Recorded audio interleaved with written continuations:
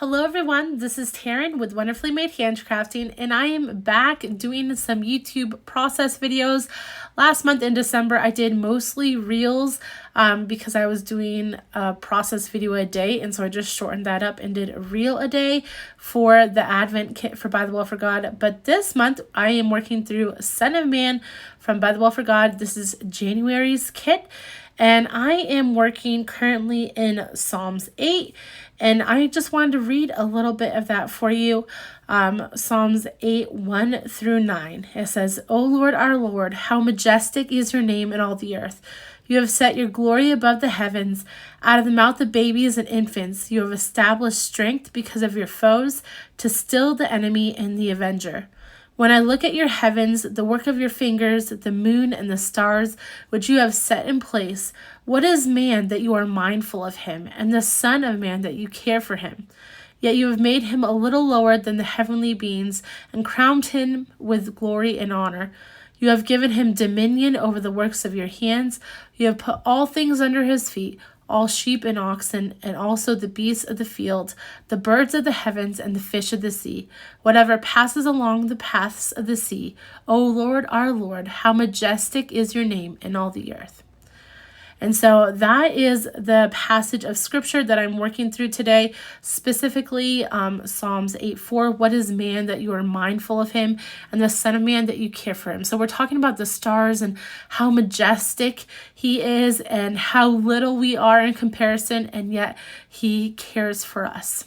So as you see here, I have this little frame that is actually an impresslet from Tim Holtz. I believe it is actually they're not making them anymore, but I know you can still find them. It is my favorite die set from Tim Holtz. And I'm using some Foundry ink, or actually it's Foundry wax. But I was having issues because the ball actually got stuck up right where the hole was. And so I had to puncture it down with a needle, and then it kind of all came out. So it ended up working fine. But you just kind of use your finger and get the high points on this little impresslet, and then I just use my heat tool and get that nice gold shimmer on there. So I have this cluster that I'm working with. A bunch of it, actually all of it, is from the die cut set or the ephemera set, except for this picture. This picture is one that I had in my stash, and I'm using a mica tile as the glass of the frame. So I just peeled it pretty thin, and I like how it ends up looking like a frame. So I will add that to the back side. Now I use Fabri-Tac glue because a stronger glue, and then I will put that on top of the mica tile, and then I will do the same thing with this photo. Now, if you saw before, I actually did include that Psalm 8:4 verse typewritten on one of these ephemera pieces up above. You can see it right up there in the upper left-hand corner. And with this mica tile, you can just kind of trim off the edges. I wouldn't use fussy cutting scissors with the mica tiles though, because they are rather thick even when you peel them thin. It's true mica. So one of those big sets of Tim Holtz scissors works fairly well with that. So now I've glued down the photo. Now I just ended up gluing the top and bottom, and that works great because then I can slide in those leaves and whatnot behind it and kind of tuck it in that way. Now, you know me, I have to distress all the edges. No white edges work. And so I am using some frayed burlap, my tried and true.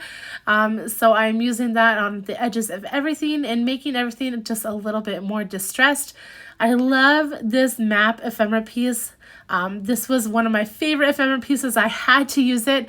And now I'm going to start working on the background after everything is distressed. Now for the background, what I found works best for me is using this mint tape in the gutter. So I'll kind of put that on the other side on the gutter, and that will protect my other half. Sometimes my brush goes a little crazy and gets over the side a little bit, and so that way once my whole page is done, I'll peel off that mint tape and it'll be a nice crisp line. So if that matters to you, I would highly suggest getting some mint tape. It comes in handy in a lot of situations, and you can just pick that up at scrapbook.com. Now with this background, I wanted it to look mixed media, but be very simple and easy, while also not taking away from the cluster I was creating.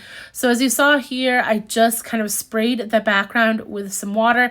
I'm going to spritz it and dry it again. This water will make some, just water splatters and oxidize that distress oxide that I put on the background. This is again just frayed burlap, very light-handed with my brush with that. And that way we're not making stuff too dark in the background to take away from the cluster. I also have this stamp set called Anticipated Collage. This was released alongside this kit, and what I'm doing with this is just stamping certain portions of this collage. So I'm taking all the handwritten or typed fonts and just putting them in separate areas around this background. Now I will be adding some rub-ons to the background, but this is a great start. So if you have this anticipated collage, you could do the whole stamp itself, but I just thought that would be a little bit too busy for the cluster I'm working with. So I'm just kind of rolling this stamp back so I can get that ink exactly where I want it, and I'm just stamping it upside down on the sides, whatnot, all over my page. And I will just kind of make sure to think about where my cluster is going before I stamp it down. That way I'm not wasting anything. Not that there's that much ink being wasted in one stamp, but I just want to make sure that things look good around the cluster. So now you'll see me grab these 49 and Market rub-ons. These were a gift and I absolutely love them. This is the first time I'm using them, and I don't know why I haven't used them beforehand now, and I need to grab some more. So I decided to pick out the lighter kind of splotches of this rub-on. Most rub-ons come with like a popsicle stick or something to use to rub it onto your page. However, 49 and Markets do not, but no big deal. You can use just a bone folder like I have here. And I am just placing this down. Now, I didn't really think about where my cluster was and how much was going to be covered up when I put this little rub-on down there. So I'm kind of having to bring it down just a little bit lower because I want to read most of that text or be able to see it, because I love the typography of this rub-on. I also am going to add two other rub-ons onto this page, one right above the map, and then also one in the upper left-hand corner. So I am cutting those out first and looking at placement before I peel the top layer off and get rid of the white layer. And then you just kind of place it down. It's a little bit sticky, and then you just rub it on. And then eventually there's going to be that top clear layer that will peel off, and it will look beautiful. If you aren't confident in stamping in a big bulky Bible, I would highly suggest checking out some rub-ons. My favorites are made by Tim Holtz and 49 and Market. A bunch of other companies make them too, but those are my go-tos, and they are absolutely beautiful. A lot of times they have the same images that they have for stamps as they do for rub-ons, so you can even get the same image. So check them out. I will leave links down below. Scrapbook.com I know has them. So now I'm moving on to texture paste, because I can't do a page basically without texture paste, because I love it so much.